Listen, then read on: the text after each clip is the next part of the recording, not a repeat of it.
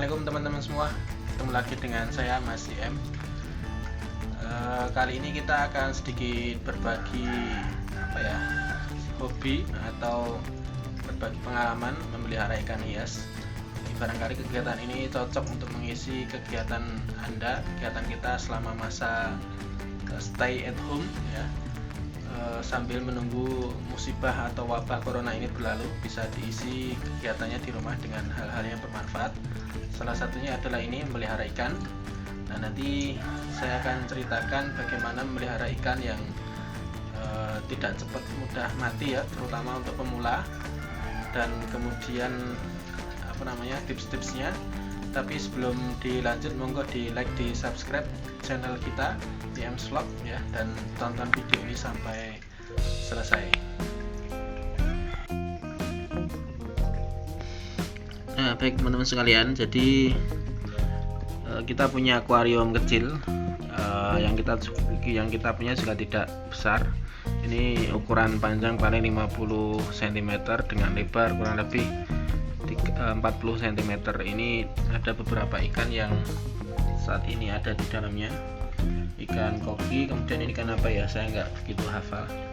Kemudian ini ikan rancu ini saya beli dari kecil. Kemudian saya termasuk orang yang tidak terlalu begitu pintar merawat ikan. Dulu awal-awal beli juga sempat mati-mati gitu ya, beli ikan mati, hanya beberapa hari bertahan mati. Nah, ini nanti akan saya bagikan tips agar ikan itu tidak cepat mati. Nah, ikan yang termasuk riskan dan boleh dibilang cepat mati apabila kita salah merawat ini adalah ikan koki ini yang besar ini. Ini saya dulu beli kecil, paling satu jari, ini sudah besar banget, bisa 3 jarinan. Nah, sebenarnya untuk ikan yang saya perhatikan dari pengalaman itu adalah masalah ventilasi dan ketersediaan oksigen dalam kolam ini ya. Jadi jangan sampai ikan ini dalam kondisi kekurangan oksigen. Nah, kemudian juga memastikan bahwa air ini dalam kondisi selalu jernih dan tidak terlalu banyak kecampur kotoran ikan. Nah, untuk penggantian air sendiri, saya termasuk orang yang agak malas begitu ya, malas mengganti air. Ini kadang 2 minggu sampai kadang seminggu 2 minggu, kadang baru saya ganti, saya kuras, kemudian saya bersihkan, saya ganti dengan air yang saya pakai air biasa, air sumur ya, air sumur, jadi bukan air khusus. Dan untuk memberi makan ikan, karena ini akuarium posisinya di rumah yang tidak ada penghuninya, jarang saya pakai. Ini kadang sehari paling ngasih makan sekali, bahkan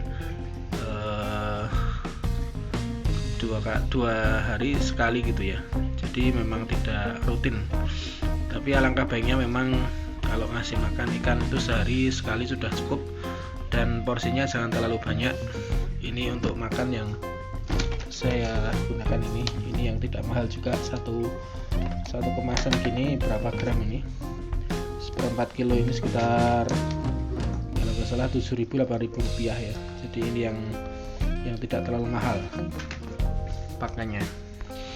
Nah, kembali lagi, agar ikan tidak cepat mati, ada prinsipnya adalah kita perlu memperhatikan ketersediaan oksigen. Nah, untuk mengatasi hal itu bisa kita gunakan aerator, jadi penambah gelembung-gelembung udara itu, jadi agar pasokan oksigen di dalam akuarium cukup. Dan kemudian yang kedua adalah menjaga kondisi air agar selalu jernih gitu ya. Nah, makanya di kolam saya ini ada 2 pompa yang bertujuan untuk mengalirkan air ke dalam ini kesaringan sini. Ini macet satu ya, nanti kita benerin. Nah, kemudian air ini akan dialirkan ke sini, dan memang sengaja ini saya taruh di atas agar ada gelembung-gelembung udara yang masuk gitu ya. Jadi ini sekaligus menambah suplai oksigen ke dalam ikan, dan kita tidak perlu menambah aerator. Jadi hanya cukup pompa ini untuk mengalirkan sirkulasi air, kemudian kemudian juga menambah pasokan oksigen dengan adanya gelembung-gelembung semacam ini. Nah, ini semakin banyak gelembungnya semakin bagus ya. Dan ini pompa juga berfungsi untuk menyaring kotoran ikan yang sudah bekas makan gitu ya, dan juga bekas makanan yang tidak habis dimakan. Tapi baiknya kalau ngasih makan memang harus habis sekali makan ya, jangan sampai terlalu banyak. Nanti akibatnya kalau terlalu banyak makan juga bisa ikan malah cepat mati gitu ya. Jadi memang baiknya ngasih makannya sedikit, yang sekali makan langsung habis. Nah, kembali lagi ke sini. Jadi kotoran nanti akan diserap ke sini dan kemudian dialirkan ke atas. Nah, ini ada saringannya sederhana aja. Nah, kemudian nanti dialirkan ke bawah. Dan ini dengan sirkulasi semacam ini kita bisa mencuci saringan ini yang kotor ini 2 hari sekali atau 3 hari sekali ya. Jadi nggak terlalu butuh perawatan ekstra ya. Yang penting dipastikan pompanya selalu mengalir. Pernah kejadian pompanya macet, kemudian air jadi keruh dan kemudian ikan mati. Maka dipastikan kita sering-sering cek kondisi pompa agar dipastikan air mengalir dan air tetap bersih dan kotoran-kotoran nanti tersaring di atas ini.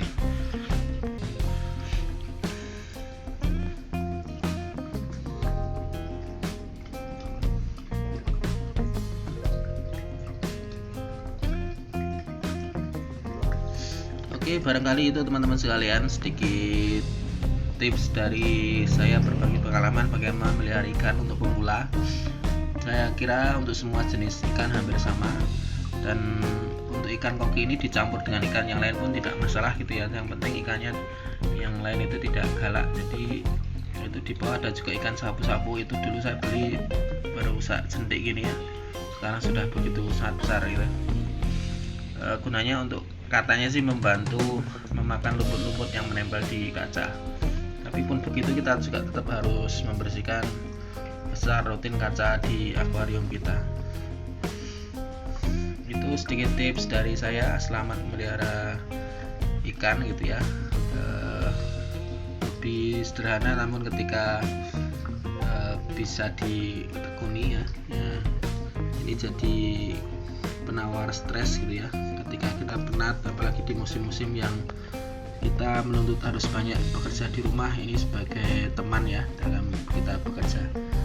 Itu sedikit tips dari kami dan pengalaman, semoga bermanfaat. Sampai ketemu di video berikutnya. Wassalamualaikum.